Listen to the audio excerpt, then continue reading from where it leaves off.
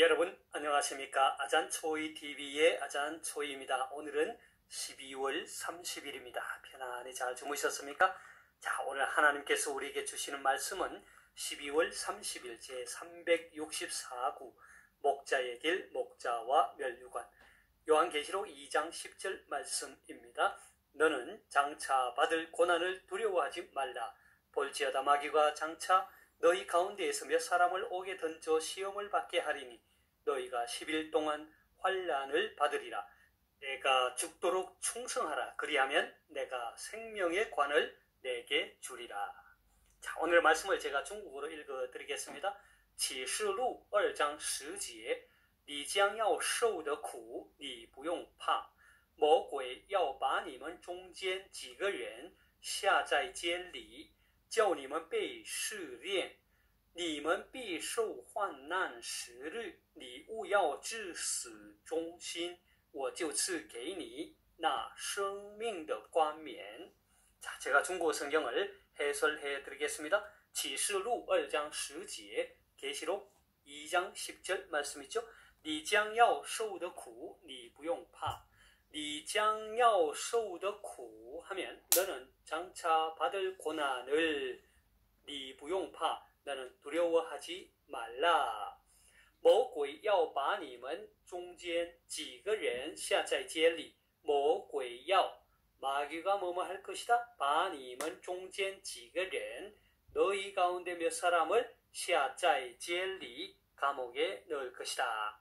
叫你们被试炼你们必受患难10日 叫你们 너희로 하여금 뭐뭐 하게 하다 被试炼 시련을 받도록 님은 必受 너희는 반드시 받을 것이다.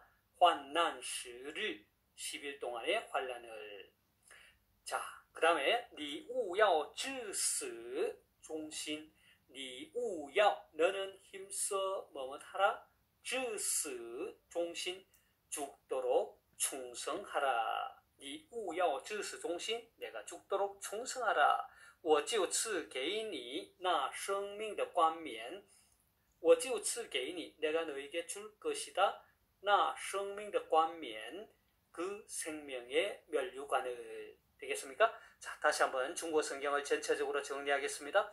启示录2章10节 계시록 2장 10절 말씀 你将要受的苦你不用怕 너는 장차 받을 고난을 두려워하지 말라 魔鬼要把你们中间几个人下在监里 볼지어다 마귀가 장차 너희 가운데서 몇 사람을 옥에 던져.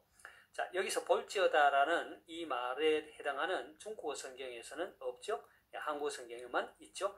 叫你们被试炼你们必受患难10日 시험을 받게 하리니 너희가 10일 동안 환난을 받으리라. 你务要至死忠心 내가 죽도록 충성하라. 我就赐给你那生命的冠冕 그리하면 내가 생명의 관을 내게 주리라.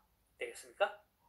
자, 사랑하는 여러분, 오늘의 말씀은 요한계시록 2장 8절에서 11절까지 말씀에 기록된 소아시아의 7교회 가운데 하나인 서머나 교회에 보낸 주님의 말씀 가운데 일부의 말씀입니다.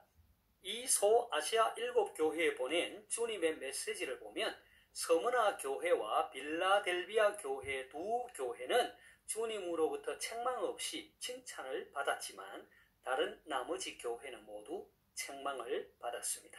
그럼 먼저 오늘의 말씀의 이해를 돕기 위해 서머나 교회에 보낸 주님의 메시지를 살펴보도록 하겠습니다. 8절을 함께 보겠습니다. 서머나 교회의 사자에게 편지하라. 처음이며 마지막이요 죽었다가 살아나신 이가 이르시되 자, 서머나는 이 에베소 북쪽 약 80km 지점에 있었고 당시 인구가 약 20-30만 정도로 소아시아에서 가장 아름다운 항구 도시였습니다. 이곳은 향료 수출지로도 유명했고 우머의 출생지로서 학문, 특히 과학과 의술이 발달한 도시였습니다. 종교적으로는 이교 문화와 종교의 집합처로 황제 숭배의 중심지였습니다. 따라서 서머나는 소아시아 도시들 가운데서 지리적으로나 정치, 경제, 문화적으로 우위를 차지하고 있었지만 그로 인해 복음이 순수하게 전달되지 못하고 황제 숭배가 성행하는 등 혼합화와 박해가 뒤따른 도시였습니다. 서머나 교회에 대해서는 본 서신 외에 잘 알려진 바가 없는데 폴리갑의 생애라고 하는 자료에서 바울이 이곳에 전도하였다고 전하고 있습니다. 그리고 사도 요한의 제자이며 서머나 교회의 초대 감독이었던 폴리갑이 이곳에서 순교하였습니다. 이러한 서머나 교회의 처음이며 마지막이요 죽었다가 살아나신 이가 말씀하셨습니다. 여기서 말하는 처음이며 마지막이요 라는 말은 우주를 창조하시고 역사 전체를 다스리시며 태초에도 계셨으며 역사의 종말에도 계신 예수 그리스도의 주권을 나타냅니다. 그리고 죽었다가 다시 살아나신 이라는 이 말은 역사적으로 죽었다가 부활하신 예수 그리스도를 가리키죠. 그러니까 그리스도께서 서머나 교회에 편지를 보내면서 자신을 처음이며 마지막이요 죽었다가 살아나신 이라고 계시한 것은 현재 투옥과 사형의 핍박 가운데 처해 있는 서머나 교회 성도들에게 소망을 주시기 위함이라 할 수 있습니다. 자, 그렇다면 그리스도께서 서머나 교회에 보내신 메시지의 구체적인 내용은 무엇입니까? 먼저 9절을 함께 보겠습니다. 내가 내 환난과 궁핍을 알거니와 실상은 내가 부요한 자니라. 자칭 유대인이라 하는 자들의 비방도 알거니와 실상은 유대인이 아니요 사탄의 회당이라.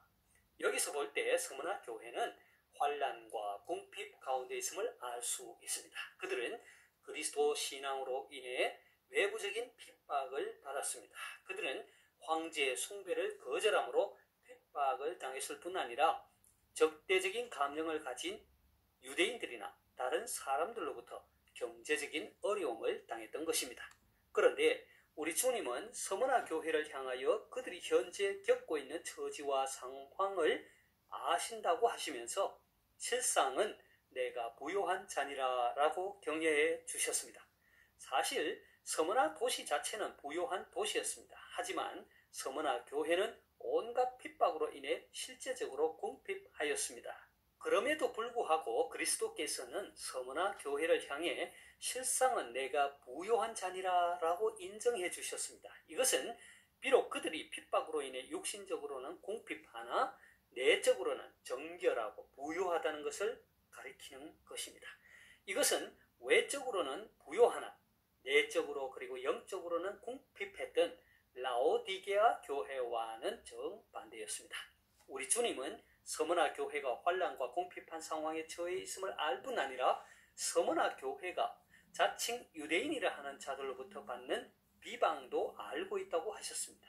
우리 주님은 자칭 유대인이라 하는 그들을 실상은 유대인이 아니요 사탄의 회당이라고 하셨습니다. 무슨 말입니까? 그렇습니다. 혈통적으로 아브라함의 자손이라고 주장하여 하나님의 택한 백성임을 자랑했던 서머나의 유대인들은 사실상 진정한 유대인이 아니었습니다. 왜냐하면 진정한 유대인은 혈통에 의한 표면적 유대인이 아니고 그리스도에 의한 이면적 유대인이 진정한 유대인이기 때문입니다. 서머나의 유대인은 도리어 사탄의 회당이었습니다. 서머나의 유대인들은 자신들을 여호와의 총회라 했으나 그들의 실체는 사탄의 자식이며 그리스도와 하나님의 적대자였으며 교회와 복음을 방해하며 성도들을 핍박하였습니다. 우리 주님은 오늘 말씀을 통하여 서머나 교회에 이렇게 말씀하셨습니다. 너는 장차 받을 고난을 두려워하지 말라. 볼지어다 마귀가 장차 너희 가운데에서 몇 사람을 옥에 던져 시험을 받게 하리니 너희가 10일 동안 환난을 받으리라. 내가 죽도록 충성하라. 그리하면 내가 생명의 관을 내게 주리라.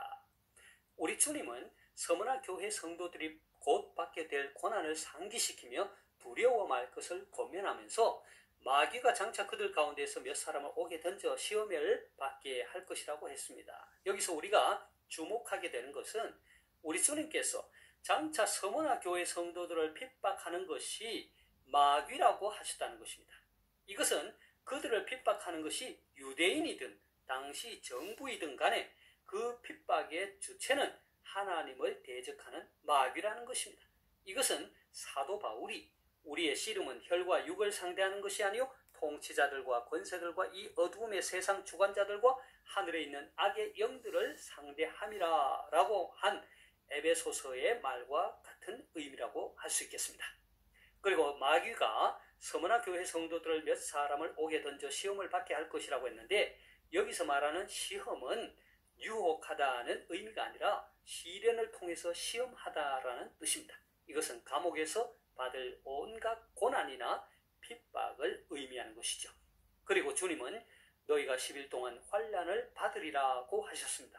이 10일 동안에 대해 다양한 해석이 있지만 이것은 셈어적 표현으로서 아주 짧은 기간을 가리킨다고 할 수 있습니다.